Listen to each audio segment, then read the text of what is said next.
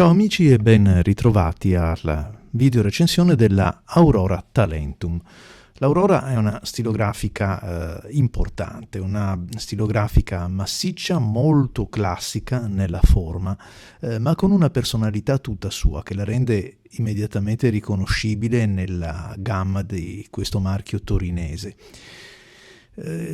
Senza dubbio la qualità Aurora è contenuta e rispecchiata anche in questo modello che diciamo incute anche una certa autorevolezza per questa sua silhouette completamente nera, nonostante il fondello cromato, la veretta sul cappuccio, anche il top cromato dal quale parte il fermaglio, spezzata in due parti, ma diciamo potrebbe apparire quasi austera, elegante senz'altro, bella, ma diciamo che incute una certa soggezione, nel senso buono del termine, perché poi è una penna invece che si presta davvero ad essere anche portata a spasso per la carta.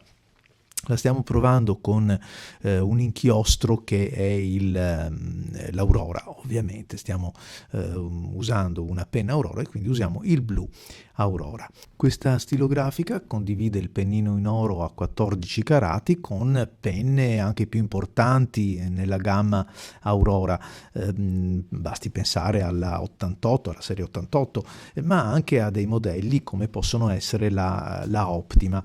Si tratta di un pennino molto collaudato che ormai sa offrire effettivamente il meglio di sé un po' in tutte le varie declinazioni. Ho provato recentemente anche uno stab e un italico che mi è piaciuto davvero molto, trovate la recensione nel canale.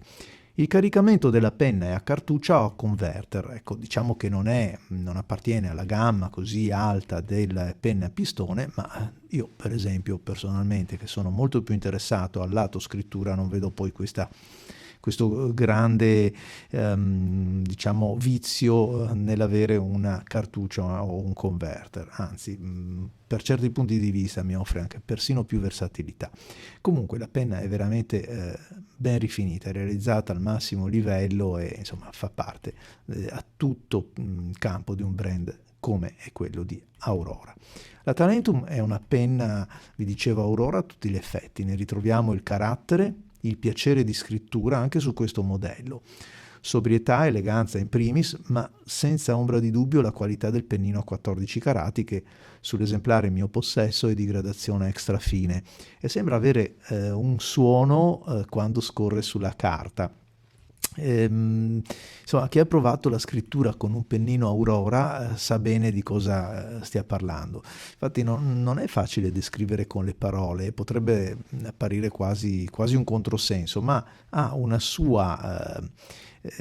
suo modo di aggredire, di passare sulla carta con tanta scorrevolezza, ma anche con quella piccola ruvidità migliore del termine che però vi fa sentire che per l'appunto stiamo scrivendo, cioè l'azione della scrittura. Come vedete, tra l'altro, è un vero extra fine questo, non è il pennino che talvolta insomma si può trovare un po' sovrabbondante nella misura, è davvero un extra fine e riesce a tener testa ad una penna, come vi dicevo, che ha comunque un suo peso.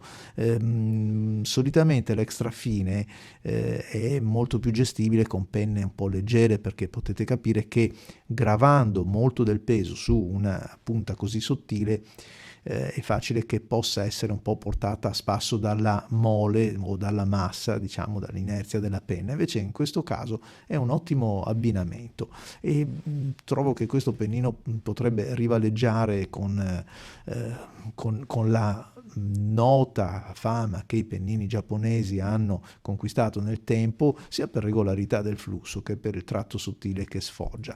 Ovviamente rispetto a questi altri che vi dicevo mostra però un carattere che altri non hanno.